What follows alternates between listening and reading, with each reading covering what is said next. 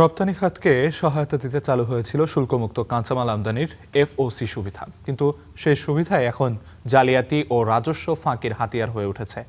চট্টগ্রামে এফওসি সুবিধায় কাঁচামাল আমদানি করা প্রায় 40টি প্রতিষ্ঠানের মধ্যে অন্তত 14টির বিরুদ্ধে জাল নথি ব্যবহার ও শুল্কমুক্ত কাঁচামাল স্থানীয় বাজারে বিক্রির অভিযোগ পেয়েছে কাস্টমস।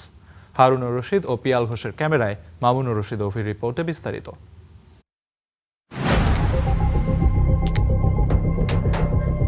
চট্টগ্রামের পাহাড়তলী এলাকার সানটেক্স নেটওয়ার্কস লিমিটেড প্রতিষ্ঠানটি গত 2 বছরে 4টি ভুয়া প্রত্যয়নপত্র ব্যবহার করে প্রায় 20 কোটি টাকা মূল্যের 332 টন কাপড় শুল্কমুক্তভাবে আমদানি করে, যা ধরা পড়ে কাস্টমস বন্ড কমিশনারেটের অভ্যন্তরীণ তদন্তে। বন্ডালারা তাদের যে আইনি প্রক্রিয়া আছে বা যদি তারা প্রমাণ করতে পারে, এটা আমরা 2 নম্বরই করছি, মাথা পেতে নেব সমস্যাটা। নগরীর হালিশহর এলাকার আরেক প্রতিষ্ঠান ফোকাস অ্যাপারেলস বিডি লিমিটেডের বিরুদ্ধে অভিযোগ আরও স্পষ্ট। আল ইউসরা টেক্সটাইল লিমিটেডের নামে একটি ভুয়া সাবকন্ট্রাক্ট চুক্তিপত্র ব্যবহার করে প্রায় 19 টন আমদানিকৃত কাপড় কারখানা থেকে বের করে স্থানীয় বাজারে বিক্রি করার প্রমাণ মিলেছে তদন্তে, যদিও অভিযোগ অস্বীকার করেছে সংশ্লিষ্টরা। আমাদের মাল আছে তো, আমাদের মালটা আমরা সাবকন্ট্রাক্টে দিচ্ছি, এটাই, আর কোনো কিছু না। চট্টগ্রাম ইপিজেড ভিত্তিক ফাল্গুন গ্রুপের জেএমএস গার্মেন্টসের বিরুদ্ধেও ব্যাপক অনিয়মের প্রমাণ মিলেছে অনুসন্ধানে। বন্ড সুবিধায় আনা কাঁচামালের মধ্যে হদিস নেই 9,500 টন ফেব্রিক্স, 5,000 টনেরও বেশি অ্যাক্সেসরিজ ও 67 টন প্যাকেজিং ম্যাটেরিয়ালস।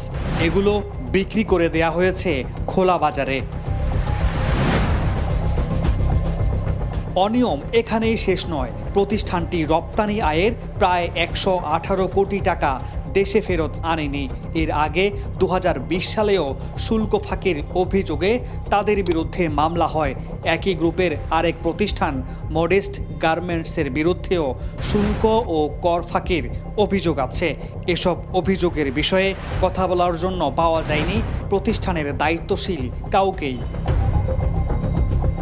এত সব অনিয়মের বিষয়ে এখন কঠোর ব্যবস্থা নেয়ার কথা বলছে কাস্টমস ও বন্ড কমিশনারেট। তাদের যে মজুত থাকার কথা ছিল, আমাদের টিম যে সেরকম মজুত পায়নি। ওনারা দলিলাতি জালিয়াতি করেছেন বেসিক্যালি, যেটা ধরেন ফাইলে উপস্থাপিত হয়নি বা আমাদের ক্ষেত্রে অনুমোদন হয়নি, ওইটাকে ওনারা অনুমোদিত হয়েছে এরকম উপস্থাপন করে বিভিন্ন শুল্ক স্টেশনে যে তারা তাদের ব্যবসায়িক কার্যক্রম পরিচালনা করছে। চট্টগ্রামে বর্তমানে 40 থেকে 42টি প্রতিষ্ঠান এফওসি সুবিধায় কাঁচামাল আমদানি করে। এর মধ্যে অন্তত 11টির বিরুদ্ধে অনিয়মের প্রমাণ পেয়েছে কাস্টমস। মামুনুর রশিদ, অভি, স্টার নিউজ, চট্টগ্রাম।